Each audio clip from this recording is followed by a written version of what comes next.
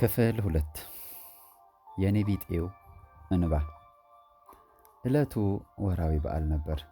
አርብ ህዳር 19 2012 ዓ.ም ከንጋቱ 12 ሰዓት የዘወትር ጸሎቴን ለማድረስ ወደ ቤተ ክርስቲያን ደጃ ቀን ነው። ስላረፈድኩ እየተጣደፍኩ ነው። ወደ ቤተ ክርስቲያኑ እየተቃረብኩ ከሩቅ ዋ የሚል የተለየ ድምፅ ወደ ጆሮዬ መጣ። ለዓይኔ ተሰውሮ አንድ ሰው ያወራው ነበር። ማስጠንቀቂያው ከማን ለማን ከየት ወደየት መሆኑን እየፈለግኩ እያለ ዋ ብሎ ደገመው። በትንሽ ሸራ ተሸፍኖ ያለው የመሬት ወለሉና ብጥስጣሹ ካርቶኖች ምንጣፍ የሆኑለት ቤት ነበር። ከቤተ ክርስቲያን አጥር ጥግ እንደ ነገሩ የተሰራ ማደሪያ ነው። አሁን ድምፁን ከዚያች ቤት መውጣቱን አልተቸገርኩም። ሁኔታው ትኩረቴን ሳበው። ዋ ይላል በየመሃሉ። ከዚች ድምፅ በተጨማሪም የማይሰማኝ ወሬ ይወራል። ማጣራት ፈለግኩ። ቢሆንም ጸሎቴን መድረስ አላቋረጥኩም። ልቤ ጓጓ። በጣም የተቸገርኩበት ነገር ቢኖር በጸሎት ሰዓት የሌላኛውን ድምፅ መስማቴ ነው። ልቦናዬን በተመስጦ ያለ መሰብሰብ ችግር አለብኝ። በጣም ከመርሳቴ የተነሳ የደገምኩትን ጸሎት ደግሜ እደግመዋለሁ። ልቦናዬን አቅምቼ ባለመጸለይ ይመስለኛል ፈጣሪ የለመንኩትን እስካሁን የሚያዘገይብኝ። ሐሳቤ ካልተሰበሰበ ጸሎቴን ከተመስጦ ጋር ካልሆነ እንዴት ነው ግን ወደ ፈጣሪ ሊደርስ የሚችለው ብዬ ጸሎቴን ልተዋስብና መልሼ ፈጣሪ ደግሞ አንድ ቀን ልቦናዬን ያቀናልኝ ይሆናል በማለት ጸሎት ማድረጌን አላቆምኩም። ዛሬም የተለመደው ጸሎቴን ሳደርስ ነበር የማስጠንቀቂያ ድምፅ የመጣው። ጸሎቴን እንደጨረስኩ ከቦርሳዬ እጄን በመስደድ 2 ሳንቲሞች በማውጣት ነገሩን ለመጠራት ረጋ ባለ አረማመድ ተጠጋሁ። ደህና አደራችሁ አልኩ በሰከነ ድምፅ። ቤት ውስጥ ሌላም ሰው ይኖራል ብዬ በመገመት መልስ የተሰጠኝ ከደቂቃዎች በኋላ ነበር። ፈጣሪ ይመስገን ደህና ነኝ ብለው ሰላምታዬን ከረጅም ምስጋና ጋር መለሱልኝ በደከመ አንደበታቸው። አባ ደክማችኋል። አባ እስቲ ይህንን ትጠቅሞት እንደሆነ ብዬ እጄን ወደ ቤታቸው ውስጥ በመስደድ አባባም ፈጣሪ ስጥልኝ ልጄ አሉና ምን መሆኑም ሳያዩ እጃቸው ብቻ ከሸራ ቤታቸው በር ገፋ አርገው አጥንትና ቆዳ ተባብረው የያዙት ደረቅ ክንዳቸውን ሰደዱልኝ። እኔም ሳንቲሞቹም ሳንቲም መሸከም የማይችሉ በሚመስሉ መዳፎቻቸው ላይ ቀስ ብዬ በመልቀቅ ፊታቸውን አጮልቄ ለማየት ሞከርኩ። አባ ደክሟቸዋል። አዎን በጣም ደክሟቸዋል።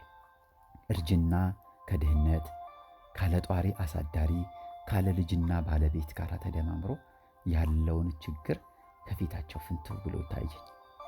ፊታቸውን እጅጉን ጠቆረ። ፈገግታ ራቃቸው። አንዳችም ነገር ያስጨነቃቸው ይመስላል። ልጠይቃቸው ፈራሁ። ግን ደግሞ ይህን ከባድ ያህል ሐዘን ለገባው ሰው አይቶ ዝም ማለት የይሁዳን ጭካኔ ታወሰኝ። አባዬ ተጣራሁ። ረጋ ባለ ድምፅ አቤት አሉኝ። ለምን ፀሐይ አይሞቁም አልኩ። እውነትም ፀሐይ ሊሞቁ አስቤላቸው ሳይሆን ላወጋቸው ስለፈለኩ ነበር። ይሻላል ልጄ አሉኝ። እሺ ሰሞኑ ብርዱን በረታብኝ እኮ ሰውነቴ ሳስቷል መሰለኝ በማለት ለጥቁርነት ቦታ የለቀቀው ነጩ ጋቢያቸው ያዙት። ጋቢ መሆኑን የሚታወቀው በቁርጥራጭ ነጠላ ተለጣጣፊዎችና በመርፌና በክር በተደበደበው ጠባሳ በትንሹም ቢሆን መልኩን አስጠብቆታል። ያንን ጋቢ ከተቀመጠበት በማንሳት ትከሻቸው ላይ ጣል በማድረግ ከደጃቸው ወደምትገኝ አንዲት ጥግ ድንጋይ አመራን። አባ አሟቸዋል። ቀርቤ ፊታቸውን ስመለከት ያስፈራል። ለደቂቃዎቹም ፍርሃቴ በዛ። ለመነጋገር የነበረኝን ጉጉት ጠፍቶ ሐሳቤ ተበታተነ። እሺ ልጄ አሉኝ በተረጋጋና በደከመ አንደበት። አቤት አባ አልኩኝ ፊቴን ወደ ሌላ አቅጣጫ በማዞር። እንደው ጊዜ ምን ይሆን ዝም ብሎ ያስጨንቀኛል። ለመሆኑ አንቺም እንደኔ ይሰማሻል? ሰሞኑ በተለይ በዚህ በብርዱ ተኝቼ የሰላም እንቅልፍ እንዳልተኛ ብዙ ነገሮች እንቅልፍ ነስተውኛል። ምናልባት ይህንን ስሜት አንቺ ጋር ላይኖር ይችላል። ጥሩ ብርድ መከላከያ ልብስና አልጋም እንዲሁም ምግብ ስላለሽ ላይታወቅሽ ይችላል። ብቻ ያሳስበኛል። እንደው ሰሞኑ ስቀዝዝ ነው የሰነበትኩት። እንደው ሰውነቴ ከተመለሰልኝ ብዬ የእመቤቴና የሚካኤል ጠበል ተጠመቅኩ፣ ጠጣሁ፣ ግን ለውጥ አላየሁ። ሰሞኑ በሀገራችን እና በቤተሰቦቻችን ላይ የተለየ ነገር እንዳለ ይሰማኛል። ልጄ እንደው ዛሬ አዛኝቷን አንቺን ጥላልኝ ቅዱስ ገብርኤል በዕለተ ቀኑ ተንፍስ፣ አውራ፣ ተናገር ሲለኝ ነው። ዘመኑ እንደሆነ ሰውን መስማት ካቆመ ሰነባበት።